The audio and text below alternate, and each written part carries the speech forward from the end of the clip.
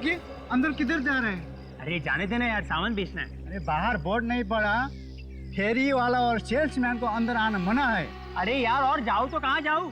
Office में घुसने नहीं देते, हाँ, स्कूल में बेचने नहीं देते, और यहाँ पे तुम लोग सिक्योरिटी वाले बिल्डिंग के अंदर जाने नहीं देते। बहुत देखा तुम जैसे शरीफ आदमी, बाहर कहीं जाकर बेचो अपना सामान।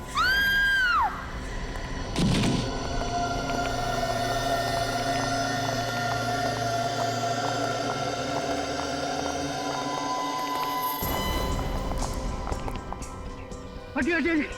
अरे किसके पास फोन है? किसके पास? जल्दी एम्बुलेंस को फोन लगाइए, हॉस्पिटल लेके जाना पड़ेगा ना। पता नहीं साहब कैसे गिरी। कोई फायदा नहीं है एम्बुलेंस बुलाने का, ये तो मर चुकी है। किसी ने इसके हस्बैंड को बुलाया है क्या?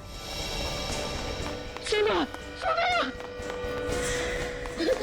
सुना सुना सुना सुना, जिसका डर था वही हुआ, हो गई ना रोनी।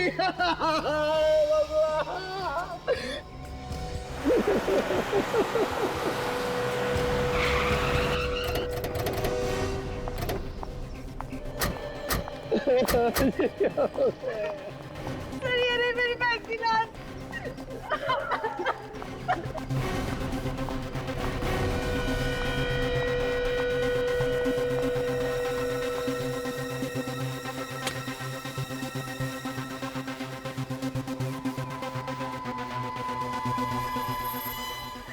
सर मेरी बहन का खून हुआ, उसकी मौत अपने आप नहीं हुई है।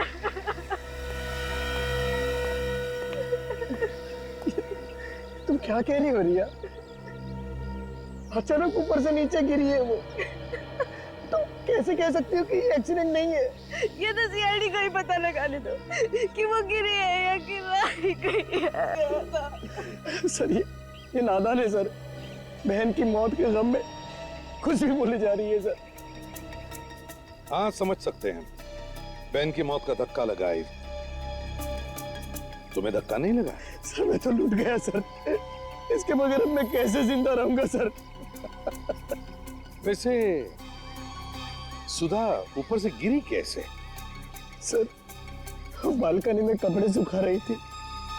बालकनी में कपड़े सुखा रही थी?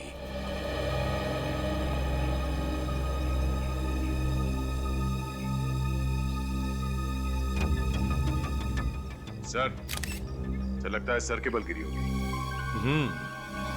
पैर से फिसल के गिरती तो पैर टूट जाते हैं, झटके में आके गिर गई। मतलब सर जब ये नीचे गिरी, इसकी बॉडी को हवा में पलटने का मौका ही नहीं मिला होगा। 2-4 सेकंड में कैसे पलट जाएगी बॉडी? गिरते समय सिर नीचे ही था इसका। अभिजीत, मुझे तो लगता है सुधा को किसी ने धक्का दिया बालकनी से।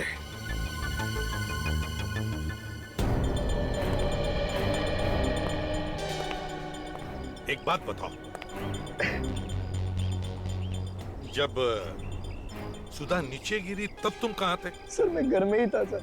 सर मेरी बहन तो रोज कपड़े फैलाती है, आज कैसे गिर गई? नहीं समझ रही हो रिया, ये एक अनहोनी है, अनहोनी। मैंने बताया था सुधा को अनहोनी के बारे में। कैसी अनहोनी? सर जिस घर में दूध उबल जाए, शीशा टूट जाए, वो घर अपशकुन होता है। जिस घर में अपशकुन होते हैं उधर अनहोनी होती ही है सर। चुप रहो, बात खराब मत करो। अनहोनी अपशकुन ऐसा कुछ नहीं होता, समझे? सर जो सच है वो तो सच ही है ना, शायद आप लोगों को मालूम नहीं है सर, एक बहुत बड़ी अनहोनी है सर। अपशकुन का नाम लेके तुम लोग बीवियों को ऊपर पहुंचाते रहोगे और हम लोग खड़े तमाशा देखते रहेंगे, हैं? सर, हद है। ये लड़की अकेली नहीं गिरी है, साथ में कुछ लेकर गिरी है। ये कपड़े का टुकड़ा फंसा हुआ था हाथ में, शायद किसी चीज को पकड़ने की कोशिश की होगी इसने। और सर इसके नाखूनों में खाल फंसी हुई है। दिखाओ जरा। ये देखिए।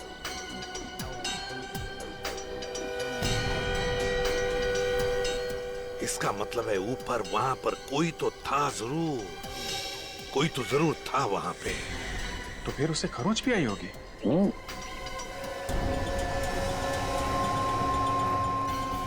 जरा अपना हाथ दिखाओ, हाथ दिखाओ, हाथ दिखाओ, वहां दिखाओ।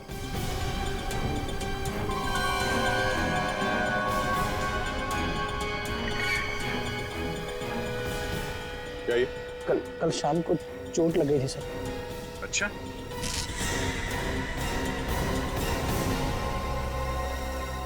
चोट लगी थी या अपनी बीवी के नाखून लगे थे? ऊपर से धक्का दे दिया उसे। मैं अपनी बीवी को क्यों मारूंगा सर? सर उनके आपस में रोज झगड़े होते थे। तो आग में घी डालना बंद कर। सर पति पत्नी के झगड़े तो हर घर में होते हैं सर। इसका मतलब ये तो नहीं कि हर आदमी खून कर देगा। इसे पहचानते हो? सर ये तो सुधा दीदी के जैकेट का कपड़ा है। ये इसका नहीं है? नहीं सर। तुम्हारा नहीं है? अगर ये सुधा दीदी के जैकेट का टुकड़ा है कपड़े का, तो फिर वो उसी के हाथ में कहां से आया?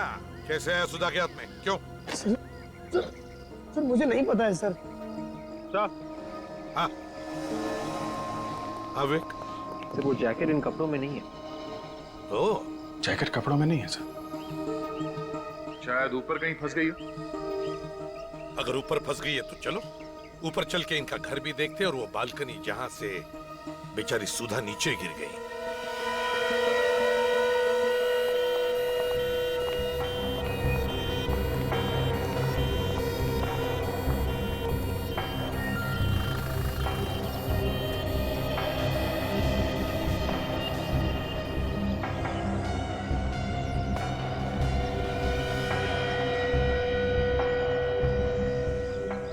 जैकेट तो यहाँ नहीं है सर। सिर्फ कुणाल ने छुपाया होगा। देखते हैं।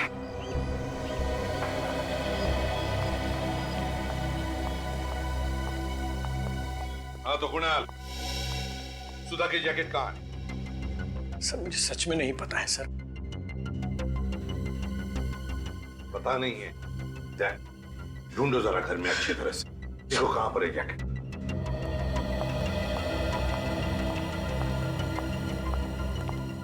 तुम्हें पता कैसे चला सुधा नीचे गिर गई है? सर वॉचमैन ने फोन करके बताया था सर। वॉचमैन ने? Yes sir. वॉचमैन इधर आओ। जी साहब। तुमने सुधा मैडम को नीचे गिरते हुए देखा? गिरते हुए नहीं देखा साहब, चीख सुनाई पड़ी, भाग के जाकर देखा तो गिरी पड़ी थी। उस समय बालकनी में कोई था? किसी को देखा तुमने? ये कुणाल साहब? नहीं साहब, मैंने किसी को नहीं देखा। कहीं भी नहीं सर वो जैकेट। जैकेट नहीं है? बड़ी अजीब बात है। बालकनी में भी जैकेट नहीं, घर के अंदर भी जैकेट नहीं, सुधा जहां पर गिर पड़ी है वहां पर भी नहीं, बल्कि उस जैकेट का फटा हुआ टुकड़ा उसके हाथ में है। तो फिर ये जैकेट गई तो गई कहां? सर, हमने सुधा की लाश को फॉरेंसिक लैब में भेज दिया है और उसके नाखूनों में जो खाल मिली थी उसका सैंपल भी भेज दिया सर।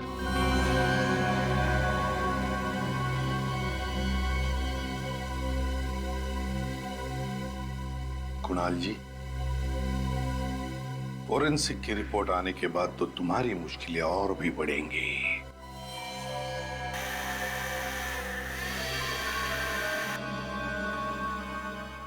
आवाज कैसी? साहब जी, पास वाले घर में फर्नीचर का काम चल रहा है। ओह, तो शायद इन काम करने वालों ने कुछ देखा हो। हाँ, देखते हैं।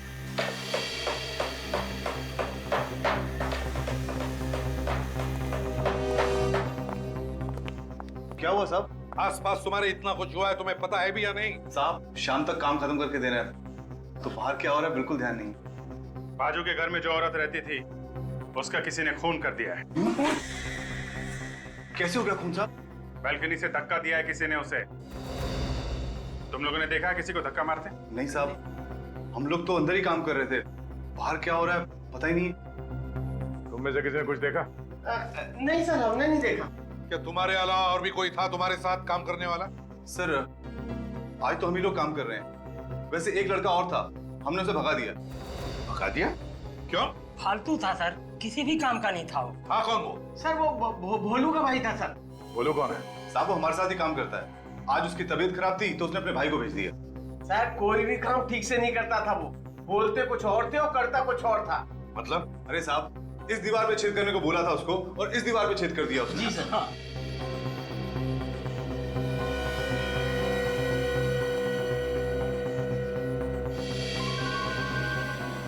सर ये देखिए सर।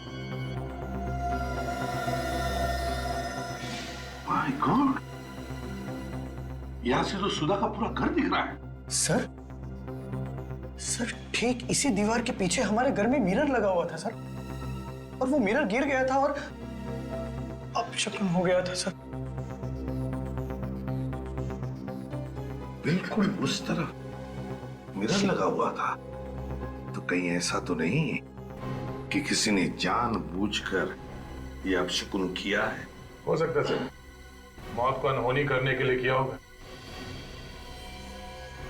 सर ऐसे क्यों देख रहे हो सर? सर मैं सच कह रहा हूं सर, मैं निर्दोष हूं सर, मैंने कुछ नहीं किया है सर, सच बोल रहा हूं सर। हो सकता है नहीं किया हो, किसी से करवाया हो।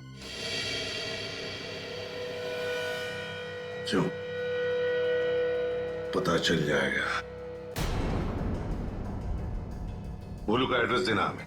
होता है चल, इस भोलू के भाई का स्केच बनवा लो। यार भोलू कुछ काम धाम बता ना, खाली बैठे बैठे तंग आ गया हूँ यार। तू क्या काम करेगा, तुझे तो कुछ आता ही नहीं है यार। यार भोलू वो जो तू लकड़ी का काम करता है उसी में मुझे अपने साथ रख ले। नहीं भैया नहीं, वो काम तुझसे नहीं होगा। लकड़ी के काम में बहुत बारीकी से काम करना पड़ता है। अगर मैं अभी भी सीखना चाहूँ तो सीख सकता हूँ ना। देखो भाई वैसे तो सीखने की कोई उम्र होती नहीं है।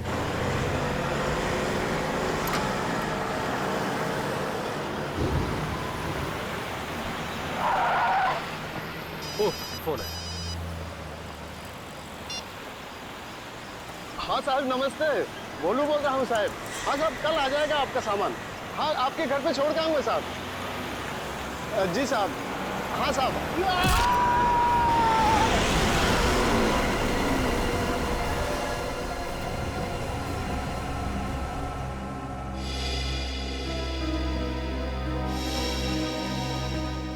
डॉक्टर साहब कुछ बताया इन लोगों ने कि ये एक्सीडेंट हुआ कैसे? नहीं सर, इन्होंने हॉस्पिटल आने से पहले ही दम तोड़ दिया था। शायद वो लड़का जानता है, यही लेके आए थे नहीं यहाँ पे। ये आपको पता है कि ये एक्सीडेंट हुआ कैसे?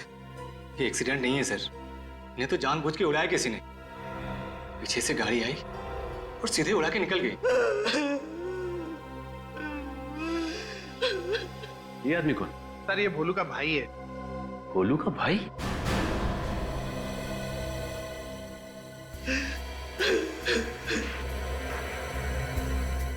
सर स्केच में तो कोई और ही है।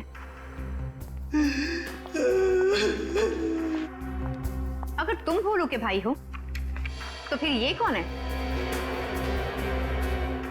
मैं इसे नहीं जानता। नहीं जानता? लेकिन ये आदमी तो भोलू का भाई बन के काम पे गया था जहाँ भोलू काम करता है। मगर आज तो काम बंद था भोलू भैया का। क्या? कौन बोला काम बंद था? आज सुबह फोन आया था भैया को, बोला आज काम बंद है।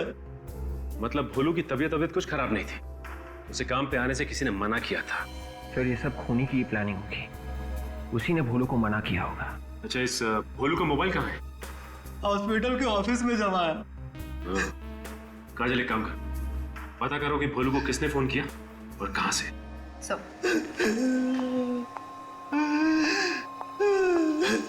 मिस्टर कुणाल, इसे पहचानते हैं आप? नहीं सर, कौन है सर ये? शायद इसी आदमी ने तुम्हारी वाइफ सुधा का खून किया है। पर सर मेरी वाइफ सुधा की इसके साथ क्या दुश्मनी हो सकती थी? दुश्मनी इसकी नहीं, किसी और की भी हो सकती है। आपको किसी पे शक है? मैं किसी पे क्यों शक करूं सर? मेरी बीवी काम ही ऐसे करती थी, मना करने के बावजूद भी अपशगुनों वाले काम किया करती थी। ये लो सर, फिर शुरू हो गया ये व्याख्यान देना बंद करो। अंधविश्वास पे भरोसा करना बेवकूफी होती है। तो सर आप भी बताइए सर, कैसे मरी मेरी बीवी? चलो। सर जिस नंबर से भोलू को फोन आया था उसका पता चल गया है। कहाँ का? श्रेया फार्मास्यूटिकल्स का। ओके ठीक है। Mister Kunar. Yes sir. Shreya pharmaceutical का नाम सुना आपने? हाँ सर, मेरी वाइफ की एक दोस्त उधर काम करती है। सुधा की दोस्त का नाम क्या है? शिल्पा। दोनों के कैसे रिलेशन है? वो सब तो मुझे सब पता नहीं है सर, पर दोनों अच्छी दोस्त थी। आखिरी बार कब मिले थे ये लोग? परसों सुधा उससे मिलने गई थी सर। मैं खुद उसे फार्मास्यूटिकल कंपनी में छोड़ने के लिए गया था। और परसों सुधा ने क्या कपड़े पहने हुए थे? मेरा ये मतलब है कि क्या सुधा ने वही जैकेट पहना हुआ था? हाँ सर, परसों उसने वही जैकेट पहना हुआ था सर। तो सुधा की मौत की वजह उस जैकेट में ही छुपी होगी। शिल्पा को अरेस्ट करो। सर मेरा ही नाम शिल्पा है। आप श्रेया फार्मास्यूटिकल कंपनी में काम करती? जी हाँ करती हूँ। सुधा परसों आपके साथ थी, मगर बात क्या है? शिल्पा जी, आपकी दोस्त सुधा का खून हो गया है। खून? मगर कैसे? किसी ने धक्का दिया था उन्हें। धक्का? किसने? वही जानने आए हम लोग। आप मुझसे क्या जानना चाहते हैं? मुझे क्या मालूम? आपको सब कुछ मालूम है, क्योंकि सुधा के खून में आपका भी हाथ है। मेरा हाथ? लेकिन मैं क्यों मारूंगी उसे? जैकेट के लिए। तुमने जैकेट के लिए सुधा को मारा है।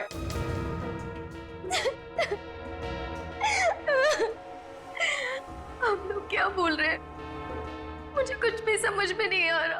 कौन सी जैकेट, कैसे जैकेट? शिल्पा जी, हम उसी जैकेट की बात कर रहे हैं जिसे पहन के सुधा 2 दिन पहले आपसे मिलने आई थी। याद कीजिए।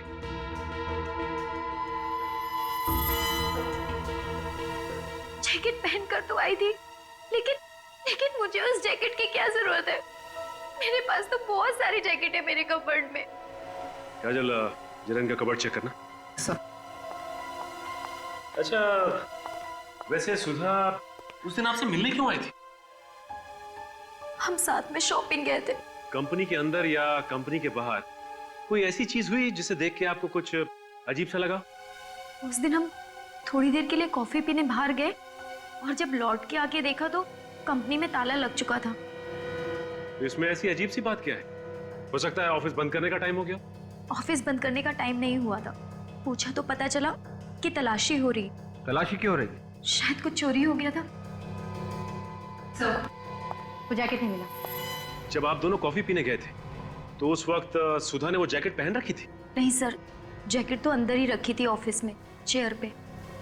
मतलब जब ऑफिस में चोरी हुई थी तो चोर ने वो चोरी का सामान निकालकर उस जैकेट में डाल दिया। मगर सर ऐसी क्या चीज हो सकती है उसमें जिसे हासिल करने के लिए सुधा का खून कर दिया किसी ने? काजल, कुछ ना कुछ तो है जो बहुत इंपॉर्टेंट था और वो अभी उस जैकेट में छुपा हुआ है।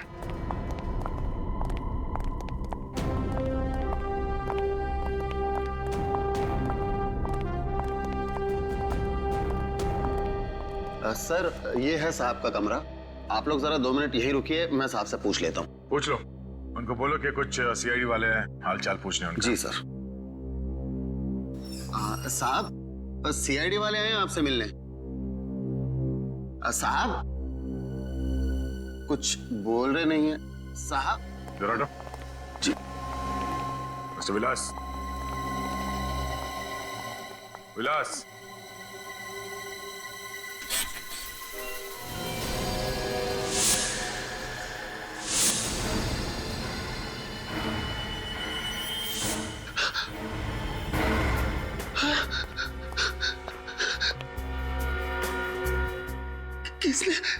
किसने मार डाला मेरे साहब को?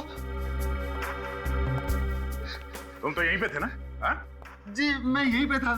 मैं बाहर बैठा हुआ था। मुझे पता नहीं साहब को किसने मार दिया। ऑफिस के बाकी के लोग कितने बजे गए यहाँ से? सब लोग 6 बजे के आसपास चले गए थे साहब। और सबके जाने के बाद कोई आया था यहाँ पे इनसे मिलने के लिए? कोई नहीं आया साहब, कोई भी नहीं। किसी के चीखने चिल्लाने की आवाज सुनी तुमने? नहीं साहब, मैंने कोई आवाज नहीं सुनी। कोई आवाज नहीं सुनी? एक खून हुआ है यहाँ। कमरे की सारी चीजें अपनी जगह पे है, कोई उथल पुथल नहीं हुआ है। इस आदमी ने अपने आप को बचाने की कोशिश नहीं की होगी। और सब चाकू भी सामने से मारा है। उसका मतलब है विवेक, खूनी विलास के कोई जान पहचान का ही था, जिस पे विलास को कोई शक नहीं था। उसने चाकू निकाला और अचानक इसके छाती पे घोंप दिया। सर कहीं ये खून उस चोरी की वजह से तो नहीं हुआ है जो यहाँ हुई थी? 3 दिन पहले यहाँ पे किस चीज की चोरी हुई थी? सब वो तो किसी को भी नहीं मालूम, सिर्फ विलास सर और करण साहब ही जानते थे बस। करण साहब? ये करण कौन है? इस कंपनी के दूसरे मालिक है वो। हाँ साहब, उस दिन इन दोनों के बीच में झगड़ा भी हुआ था किसी बात को लेकर। झगड़ा हुआ था? जी।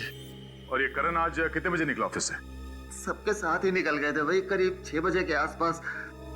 6 बजे के आसपास? हाँ।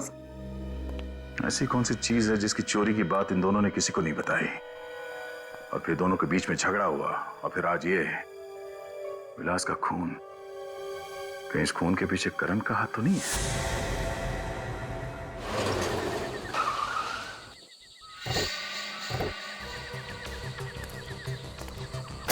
लगता है घर में कोई नहीं है, चारों तरफ अंधेरा है। सर वहां पे कोई है?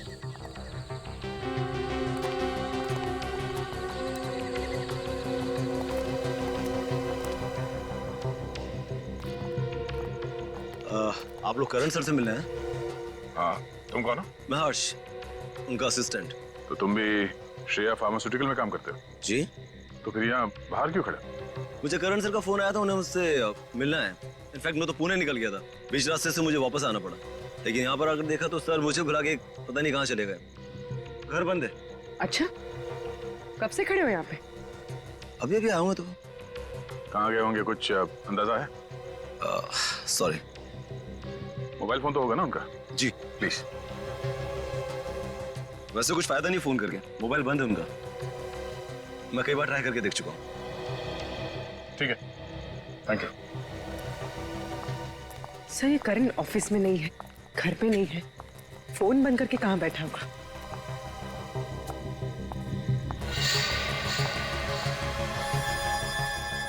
अगर ये पुणे से 60-70 किलोमीटर गाड़ी चला के लाया है तो गाड़ी गर्म होनी चाहिए थी, मगर कार का बॉनेट तो ठंडा है। झूठ बोल रही है, मामला कुछ और ही है। सर इस करण का फोन बंद आ रहा है। ठीक है, कोई बात नहीं, फिर कभी आके मिल लेंगे। चलो बैठो।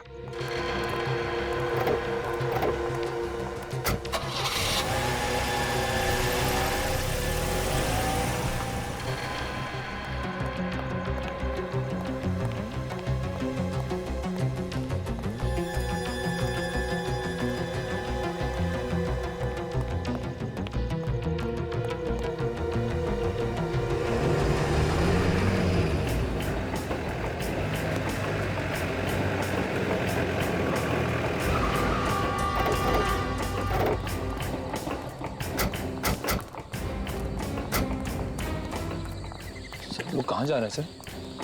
फिर तुम्हें मेरी तरह बनना है तो हालात और मौका देख के मुंह खुला करो।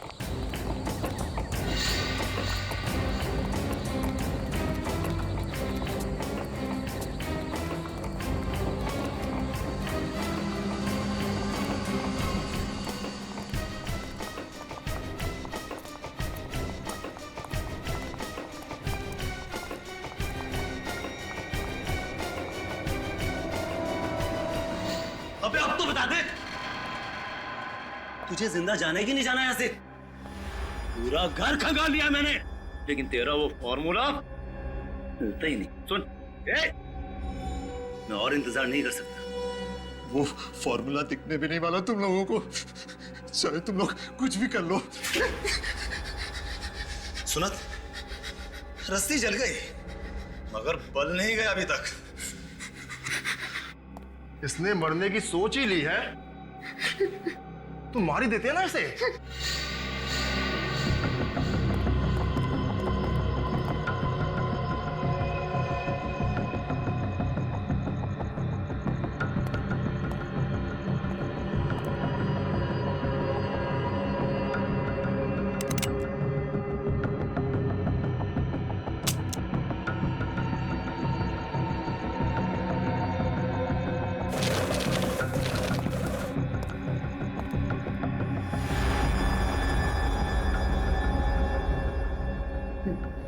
जाऊंगा ना तो भी तुम्हें कुछ नहीं मिलेगा। जब मौत सामने दिखती है ना तो अच्छे अच्छों की पैंट गीली हो जाती है। तुझे लगा मैं झूठ बोल रहा हूं?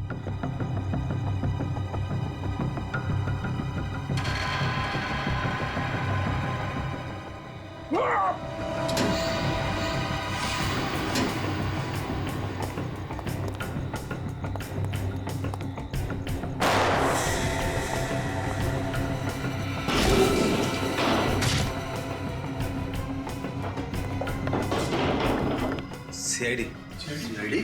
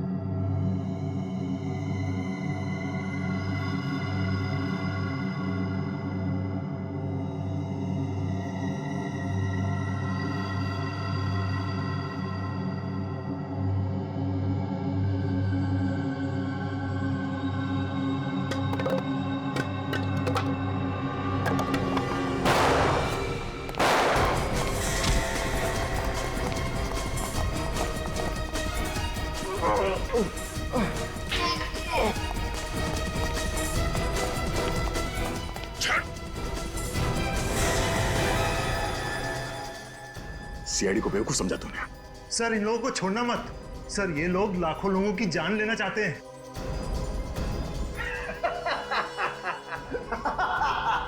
अरे कैसे बोल रहा है तू? सीआईडी से? सीआईडी वाले मेरा कुछ नहीं बिगाड़ सकते। और जिसकी मौत आई है उसे मरना ही पड़ेगा। दिमाग खराब है तेरा? हाँ? मौत के सामने खड़े होकर मौत को धमकी दे रहा तू? धमकी नहीं है ये, हकीकत है हकीकत। ये देख फ्लाइट के टिकट और वीजा के कागज। आज रात 9 बजे हम लोग अमेरिका भाग जाएंगे। तो फ्लाइट के टिकट और वीजा ये अमेरिका का नहीं है, बड़ी हवेली का है। सोच लो, अगर हम लोग ठीक 9 बजे फ्लाइट में नहीं बैठे और हमने फोन नहीं करा, तुम्हारा एक आदमी वो जहर उस पानी की पाइपलाइन में मिला देगा। अगर हम लोग ठीक 9 बजे फ्लाइट में नहीं बैठे और हमने फोन नहीं करा, तुम्हारा एक आदमी वो जहर उस पानी की पाइपलाइन में मिला देगा। धमकी नहीं है ये, लाखों लोग मारे जाएंगे, कल न्यूज़पेपर में देख लेना। और तुम सीआईडी वाले ही फंसोगे। ये सच कह रहे सर, ये सच कह रहे। इन लोगों के पास वो जहर है जो थोड़ा सा पानी में मिलाने से लाखों लोगों की जान जा सकती है सर।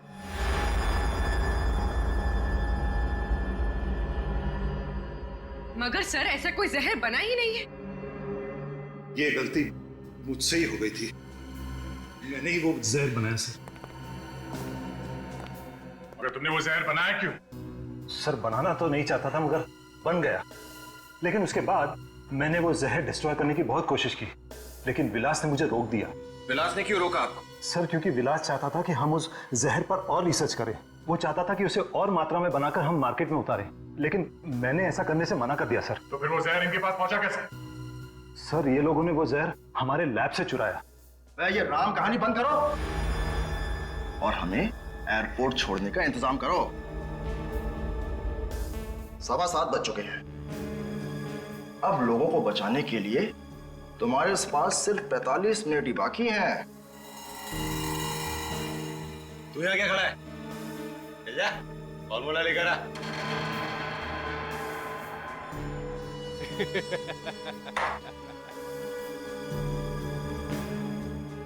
जाओ कर, वो फॉर्मूला इन्हें देगा। अगर फॉर्मूला इनके हाथ लग गया तो ये लोग उसका गलत इस्तेमाल करेंगे। चाहे कुछ भी हो जाए, लाखों लोगों की जान बचाना हमारा फर्ज है। जी सर। और विवेक, तुम यहीं करण के साथ रहो, तब तक मैं इन्हें एयरपोर्ट छोड़ता हूँ। मगर सर हम इन लोगों पर यकीन कैसे करें? फ्लाइट में बैठने के बाद भी अगर इन लोगों ने उस आदमी को फोन नहीं किया तो वो तो पानी में जहर मिला देगा। यकीन करने के अलावा तुम्हारे पास और कोई दूसरा रास्ता भी नहीं है।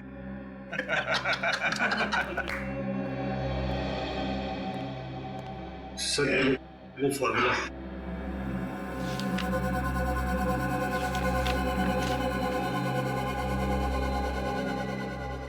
इंस्पेक्टर, ये गन यहां पर रख दो। अब इसकी ना तुम्हें जरूरत है ना हमें।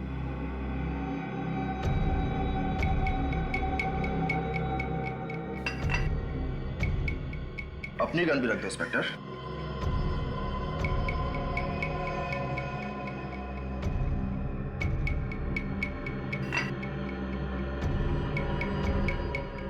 चले।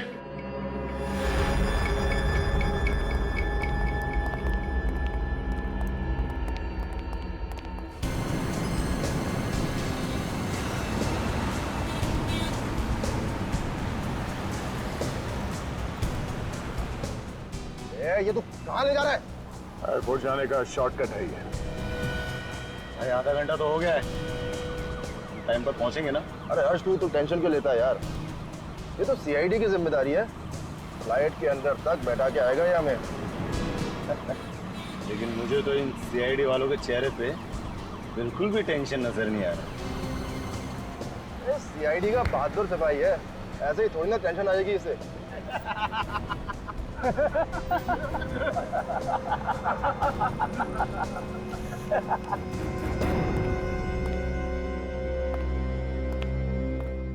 करण जी, आपने उस आदमी को देखा है जो पानी में जहर मिलाने वाला है? नहीं सर। फिर आपने ऐसा क्यों कहा कि ऐसा एक आदमी है? क्योंकि उपेंद्र ने फोन पे एक आदमी को कहा था तैयार रहना। कितने बजे? यही कोई 6:45 बजे। कितनी देर बात की थी? लगभग 15 सेकंड।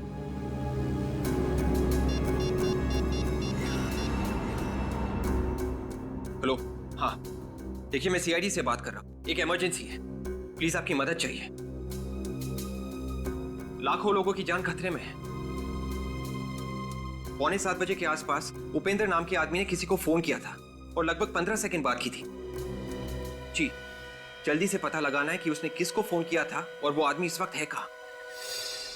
8 तो बजा है, अभी तक फोन नहीं आया।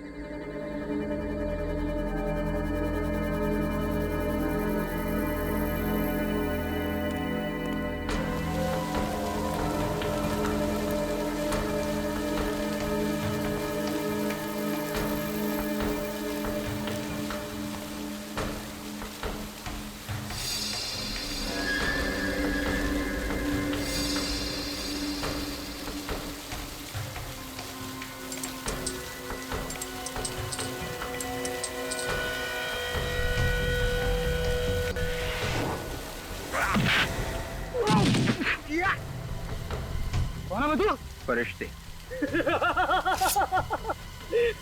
अरे फरिश्ते तो लोगों को ऊपर लेकर जाते हैं, तू तो आज खुद मौत के मुंह में फंस गया।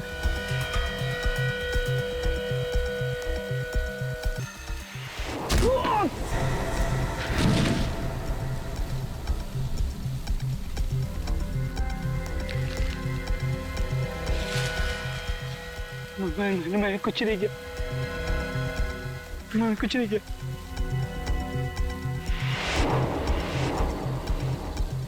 जहर मिलाएगा? हाँ? चल।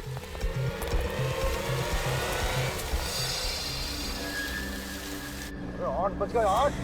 कहाँ पे घुमा रहा है मैं तू? तुम्हें क्या लगा कि मैं तुम लोगों को एयरपोर्ट लेके जा रहा हूँ अमेरिका जाने के लिए? हाँ? अब मरेंगे, अब करोड़ों लोग मरेंगे, कोई नहीं बचा सकता हमको मरने से। हर्ष तू फोन लगा अपने आदमी को, बोल उसको अभी जहर मिलाए पाइपलाइन। लगा फोन लगा। अभी तक तो सीआईडी वालों ने तुम्हारे लोगों को पाताल से भी ढूंढ के निकाल लिया होगा।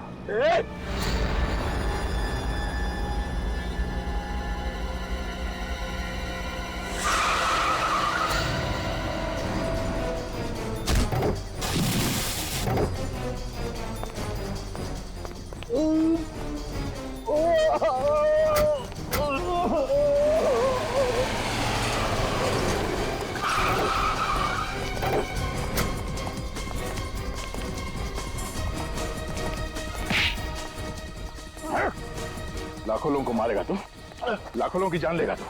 हाँ? किसी की जान लेना इतना आसान है?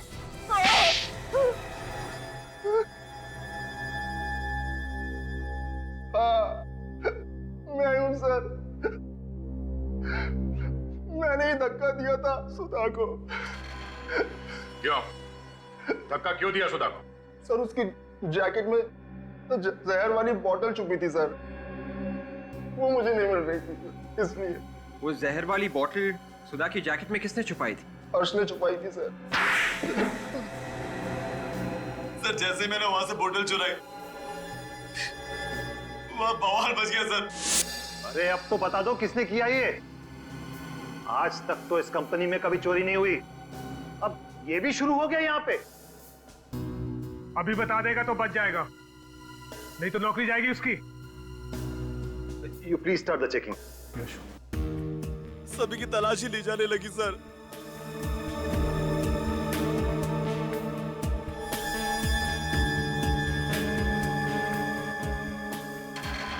और मैंने वहां पर सुधा की जैकेट देखी।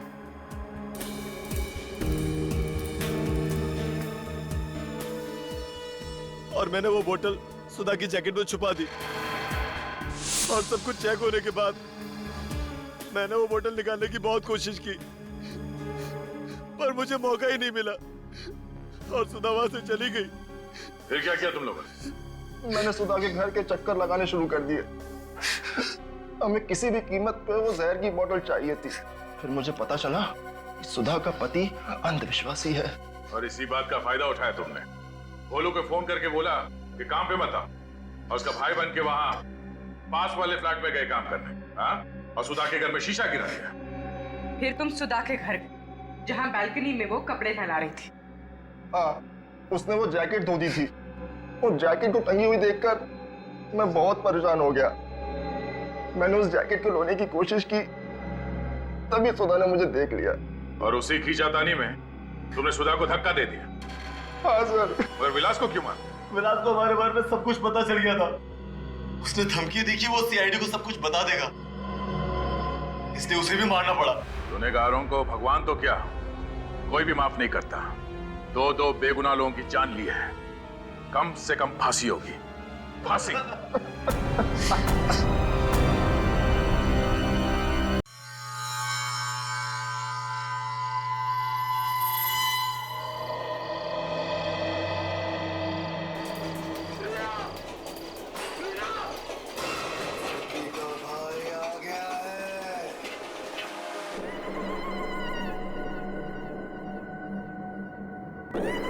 30 साल पहले खजान मेल नाम की ट्रेन का एक्सीडेंट हुआ था। मेरे डैडी को भी क्या हुआ कुणाल? तबीयत तो ठीक है ना आपकी? तुम हमेशा अपशकुनों वाली बातें क्यों करती हो मुझसे? तबीयत पूछने में कैसे अपशकुन कुणाल? आप यूं नाक चढ़ा के शू शू कर रहे हैं तो क्या पूछना फर्ज नहीं बनता मेरा? एक मिनट, मुझे कुछ जलने की बदबू आ रही है। हे भगवान! क्या हुआ? My God! ये कैसे? एक काम तुमसे ठीक से नहीं होता है। टेबल साफ करने के चक्कर में ध्यान ही नहीं रहा। ध्यान रहता कहाँ है आजकल तुम्हारा?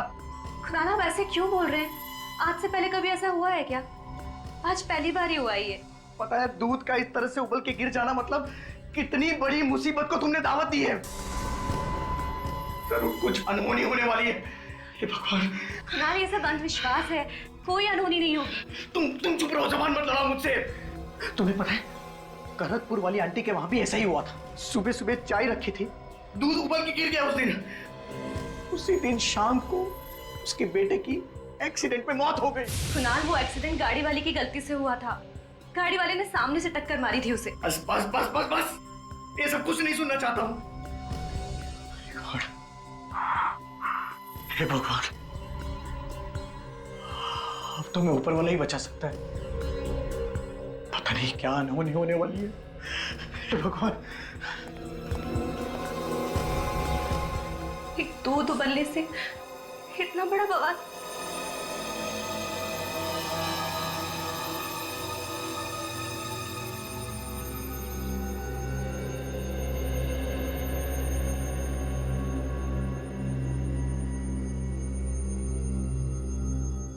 ठीक से संभाल के काम करना, कोई सामान न टूट जाए।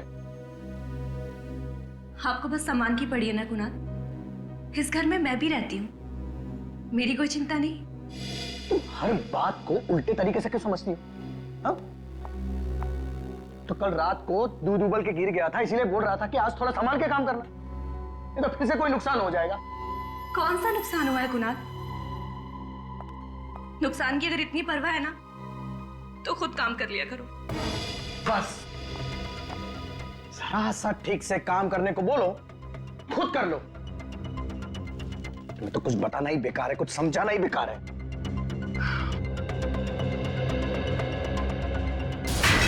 क्या हुआ? Oh my God! ये क्या कर दिया तुमने? ये बोल रहा था मैं तुम्हें, बोल रहा था कि संभाल के काम करो। मैंने कुछ नहीं किया कुणाल, मैंने बस हाथ लगाया और ये गिर गया। क्या हो रहा है ये सब? दो अनहोनी हो गई है इस घर में। अब तबाही इस घर में आकर ही रहेगी। अनहोनी को अब कोई नहीं रोक सकता।